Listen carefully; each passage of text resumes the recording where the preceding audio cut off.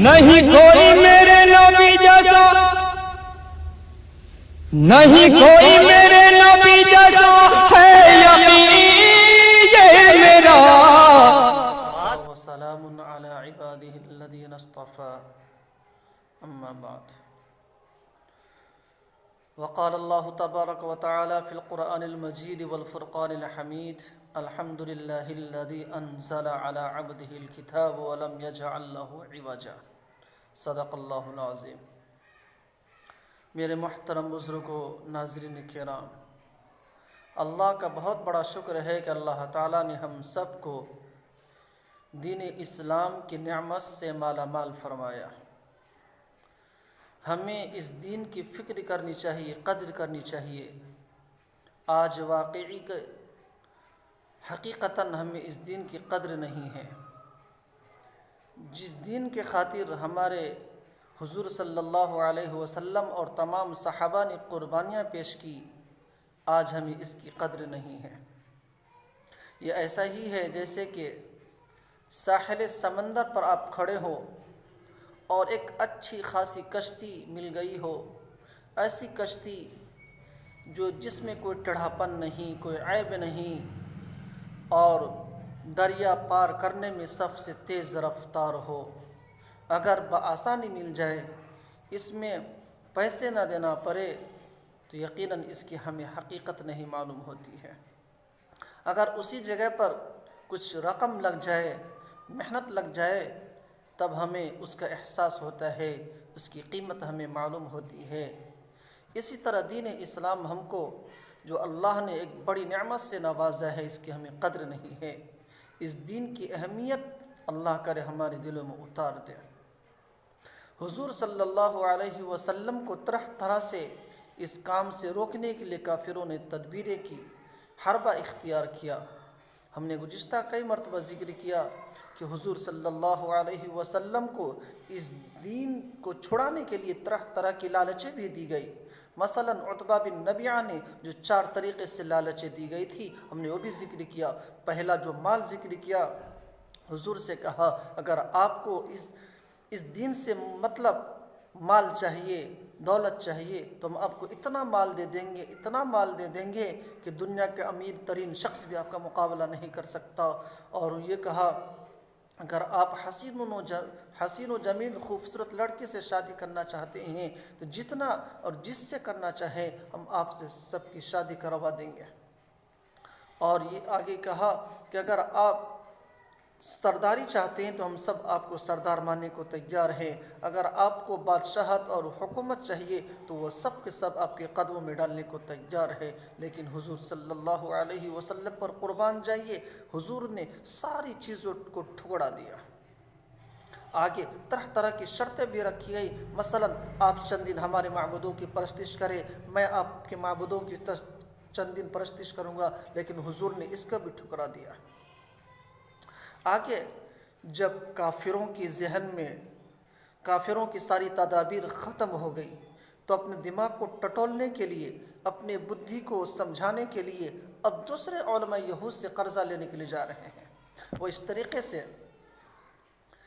کہ اہل قریش چند افراد مل کر مشورہ کر کے 2 شخص کو مدینہ علماء یہود کے پاس بھیجتا ہے، نضر بن حارث اور عقبہ ابن ابی معیط کو، کہ آپ جائیں، حضور جو نبوت کا اعلان کر چکے ہیں، حضور جو افعال و کردار اپنا رہے ہیں، عوام میں جو اپنے دین اسلام کو پھیلا رہے ہیں، اس کی حقیقت کیا ہے، آپ علماء یہود سے جا کر تحقیق کیجیے۔ اس لیے کہ علماء یہود کتب سماویہ کے علماء تھے، ان کے پاس انبیاء سابقین کا علم تھا، وہ سب کے سب حق اور باطل کو پہچانتے تھے۔ اس لیے اہل قریش نے 2 آدمیوں کو علماء یہود کے پاس بھیجا کہ آپ وہاں جا کر حضور کے صفات کا تذکرہ کریں، حضور کے افعال کا ذکر کریں، حضور جو ہمارے بتوں کی برائیاں بیان کرتے ہیں آپ اس کی ذکر کریں، اور تب ان سے حقیقی طور پر دریافت کریں کہ حقیقت حضور جو نبوت کا اعلان کر چکے ہیں حقیقتاً میں نبی ہیں یا مفتری ہیں۔ جب یہ دونوں شخص نضر بن حارث، عقبہ ابن ابی معیط علماء یہود کے پاس پہنچتا ہے، حضور کے سارے واقعہ ذکر کرتے ہیں۔ ذکر کرنے کے بعد علماء یہود نے کہا ہم آپ کو 3 سوال بتلاتے ہیں، آپ جا کر حضور سے ان 3 سوال کریں، اگر وہ صحیح جواب دے دیں تو بالکل آپ سمجھیے کہ نبی برحق ہیں، سچے نبی ہیں، اور اگر تینوں کا جواب نہیں دیتے ہیں تو سمجھ لیں مفتری اور کاذب ہیں۔ خصوصاً اگر شروع کے 2 کا جواب دے دیں اور تیسرے میں سکوت اختیار کر لیں تو آپ سمجھ لیجئے بالکل نبی برحق ہیں، آپ کو بھی تسلیم کر لینی چاہیے۔ چنانچہ نضر بن حارث عقبہ ابن معیط جب علماء یہود کے پاس سے آتا ہے، اہل قریش کے چند افراد کو لے کر حضور کی خدمت میں حاضر ہوتا ہے اور حضور سے اسی طریقے سے سوال جواب کرتا ہے، اسی وقت اللہ تبارک تعالیٰ نے سورہ کہف کے بارے میں پوری مکمل صورت نازل کر دی۔ ان کا 3 سوال اس طریقے سے تھا کہ آپ بتائیں کہ وہ چند نوجوان کون تھے جو شرک سے بچنے کے لیے کسی غار میں چھپ گئے تھے۔ دوسرا سوال تھا وہ کون شخص ہے جو مشرق سے لے کے مغرب تک پوری دنیا میں چھان لگا دی۔ تیسرا سوال تھا کہ روح کیا چیز ہے، تو اللہ تبارک و تعالیٰ نے حضور صلی اللہ علیہ وسلم پر ایک مکمل صورت نازل فرما دی، فرمایا الحمدللہ الذی انزل علی عبدہ الکتاب ولم یجعل لہ عوجا قیما لینذر بأسا شدیدا من لدنہ ویبشر المؤمنین الذین یعملون الصالحات۔ یہ ایک مکمل صورت ہے جس کے اندر اصحاب کہف کی پوری تفصیل ہے، واقعہ صراحتاً مذکور ہے، اور آخر صورت میں ذوالقرنین جو سوال کیا گیا تھا وہ کون شخص ہے جو مشرق سے لے کے مغرب تک پوری دنیا میں چھان مار دیا، اس کے بارے میں یسألونک عن ذی القرنین قل سأتلو علیکم منہ ذکرا، یہاں سے مکمل ایک واقعہ قرآن نے صراحتاً ذکر کیا ہے۔ انشاءاللہ میں کبھی اصحاب کہف اور ذوالقرنین کے سلسلے میں آپ کے سامنے بات رکھوں گا، لیکن آج صرف اتنا ہی سن لیں کہ حضور سے جو سوال کیا گیا تھا ذوالقرنین کے بارے میں تھا اور اصحاب کہف کے بارے میں تھا، روح کے بارے میں تھا۔ روح کا جواب تھے سورہ بنی اسرائیل ہی میں اللہ نے ذکر کر دیا قل الروح من امر ربی وما اوتیتم من العلم الا قلیلا۔ لیکن علماء یہود ان کو بتلا چکے کہ اگر جواب دے تو بالکل حق اور سچ مان لینا، لیکن کافروں کو کیا تھا، قریش کو کیا تھا، ماننا ہی نہ تھا۔ حق اور سچ واضح ہونے کے باوجود بھی اہل کفار نے حق کو جھٹلا دیا، ٹھکرا دیا۔ میرے بزرگوں، یہ دین جو ہم تک پہنچا ہے، اگر ہم اسی طریقے جس طریقے سے اہل کفار قریش حق کو جانتے ہوئے بھی، سچ کو مانتے ہوئے بھی حضور کا اتباع نہیں کیا تو اللہ نے ان کے لیے کہاں ٹھکانہ بتلایا؟ جہنم ٹھکانہ بتلا دیا۔